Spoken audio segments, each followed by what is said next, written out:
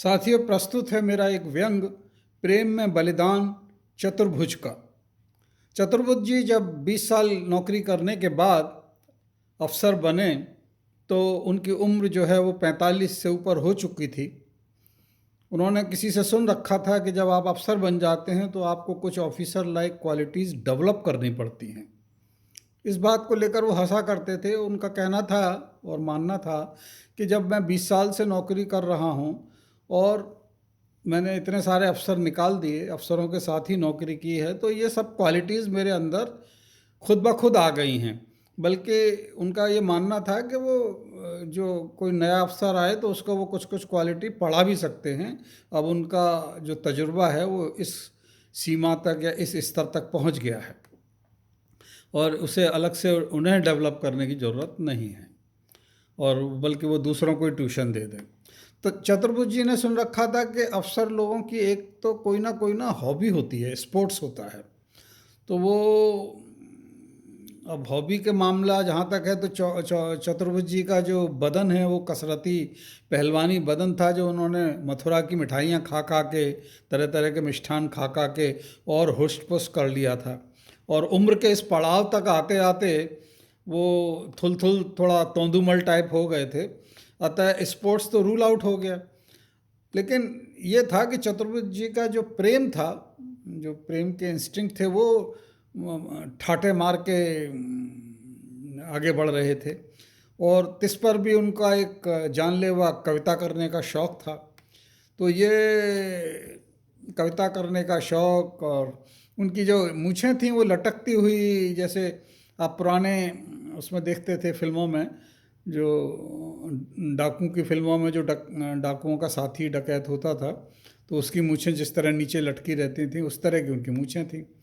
और वो बात अलग है कि चतुर्भुज जी इसको अपनी पर्सनैलिटी का यूएसपी मानते थे कि भाई अगर ऐसे है तो ये तो मेरा यूएसपी है। और वो प्रेम में पगी कविताएं लिखा करते थे। मथुरावासी होने के कारण वो राधा कृष्ण के प्रेम से भली भांति वाकिफ़ थे।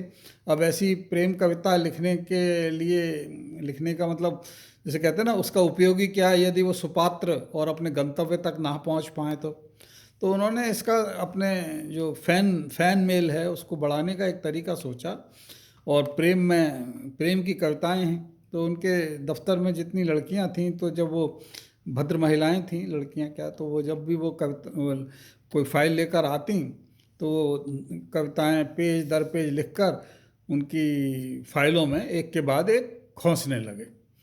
और जैसे आजकल समाचार पत्रों में पैम्फलेट्स आते हैं ना, कभी कोई नई इटरी खुल रही हो, कहीं सेल लगी हो उसके, तो उस तरह के रेस्टोरेंट्स के पैम्फलेट जैसे आते हैं, उस तरह वो कविताएं अपनी उनकी फाइलों में डालने लगे। और क्योंकि वो बेचारे वंचित रह गए थे, जब कॉलेज का टाइम था तब वो किताबों में तो प्रेम कविताएं लिख नहीं पाए, तो अब उन्होंने सोचा कि सबकी कसर अब निकालनी है पूरे ब्याज के साथ। तो वो अपनी प्रणय निवेदन भरी कविताएं लिखकर पूरी करने लगे उस कसर को। और दिन भर में 10-20 महिलाओं की फाइलें जो वो लेकर आती, उनकी फाइलों में वो कविताएं खोस देते।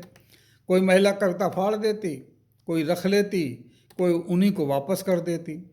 और कई बार जब कोई जवाब ना आता तो वो, या कोई प्रतिक्रिया नहीं होती, तो चतुर्भुज जी खुद ही घुमा फिरा कर पूछ लेते, अरे वो फाइल देखी आपने, कहीं उसमें वो नोट पढ़ा आपने, कहीं मेरी कोई कविता तो नहीं उसमें चली गई, मेरी एक कविता मिल नहीं रही, कहीं धोखे से तुम्हारी फाइल में चली गई हो। तो लेकिन इस तरह की रूटीन में हुआ क्या कि कहीं कहीं चतुर्भुज जी को अपने प्रेम के निवेदन का, प्रणय निवेदन का प्रत्युत्तर भी मिल जाता था। तो इस प्रत्युत्तर मिलने के दो बड़े हानिकारक प्रभाव हुए। एक तो ये कि वो अपने आप को बांका सफल प्लेबॉय समझने लगे, और दूसरा उन्हें अपनी कविताओं के बारे में मुगालता हो गया कि वो आला दर्जे के प्रेम कवि बन चुके हैं।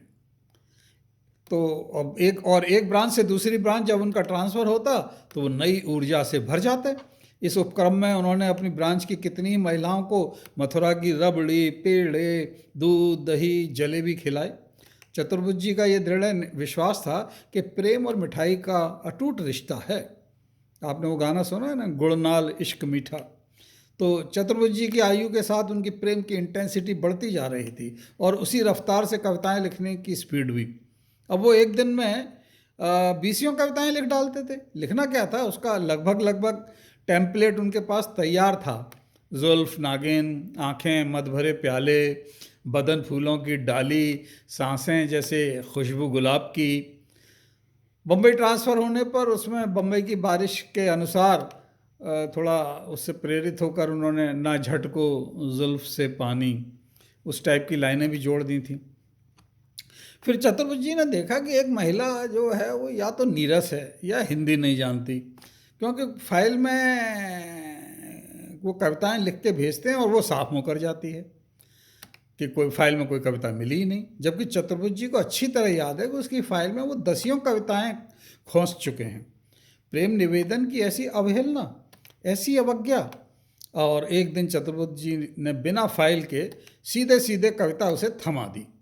ये ऐसे ही था जैसे कोई बिना सोडा और पानी के पूरा गिलास भर दें और उससे कहें कि भाई अब इसे बॉटम्स अप करो। तो महिला ने वो कविता ली और लिखित में चतुर्भुज जी की शिकायत ऑफिस के चेयरमैन से कर दी और सबूत के तौर पर वो कविता नत्थी कर दी। चतुर्भुज जी तलब किए गए। वो बोले, सर ये तो मेरी हॉबी है, हो सकता है कोई कविता फाइल में इधर उधर हो गई हो या फाइल में चली गई हो। अब किसी कविता पर किसी भद्र महिला का नाम तो लिखा नहीं है। ये होना हो सर मेरी छवि धूमल करने का प्रयास है। ये सुन के भद्र महिला और ज़्यादा आग बबूला हो गई और उसने फाइल से निकली तमाम कविताएं चेयरमैन को दे दी। क्या ये सभी गलती से मेरी फाइल में आ गईं? चतुर्भुज जी ने अपना दाव बदला। बोले, सर ये हो ना हो मुझे फंसाने का षड्यंत्र है, ये कोई बहुत बड़ी साजिश है। चेयरमैन ने उनसे पूछा, क्यों भाई, इसमें इस महिला का क्या फ़ायदा? चतुर्भुज जी ने आव देखा ना ताव चेयरमैन को लिख कर दे दिया, मेरा मनोबल टूट कर बिखर गया है। पहले वो मनोबल के स्थान पर दिल लिखा करते थे। इस आरोप में अगर तनिक भी सच्चाई हुई तो मेरे इस पत्र को मेरी सेवानिवृत्ति का आवेदन समझा जाए। ऐसी ब्रांच में काम करने का क्या फ़ायदा जहाँ सम्मान ना हो, जहाँ इंसाफ ना हो। ये ख़त देकर वो अपने घर चले गए और किसी नए नुक्ते और नए पेज के सोच में पड़ गए कि अब और नया क्या किया जाए। हफ्ता भी नहीं हुआ था कि ऑफिस से चिट्ठी आ गई। चतुर्भुज जी ने विजयी भाव से वो लिफाफा खोला कि बुलावा आया होगा, आके आप पाक साफ हैं, आकर ड्यूटी ज्वाइन करें। मगर ये क्या लिखा था? उसमें तो लिखा था कि आपकी स्वैच्छिक सेवानिवृत्ति स्वीकार कर ली गई है और इस पत्र के मिलने के 1 माह के अंदर अंदर अपने सभी फंड्स आदि लेखा विभाग से ले लें। चतुर्भुज जी को काटो तो खून नहीं, उनके पवित्र प्रेम का ये हश्र। दरअसल ब्रांच में बहुत सी महिलाओं ने फाइल में एकत्रित की हुई सब कविताएं चेयरमैन को सौंप दी थी और अपने बयानों से केस को और पुख्ता कर दिया था। चतुर्भुज जी को ये पक्का विश्वास था कि उसका ये बलिदान अक्खा बम्बई में नहीं तो अक्खी ब्रांच में तो सदैव अमर रहेगा और दुनिया जान जाएगी कि जहाँ बाकी महिलाएं रबड़ी, पेड़े, जलेबी खाती थीं, ये भद्र महिला तो उनकी नौकरी ही खा गई।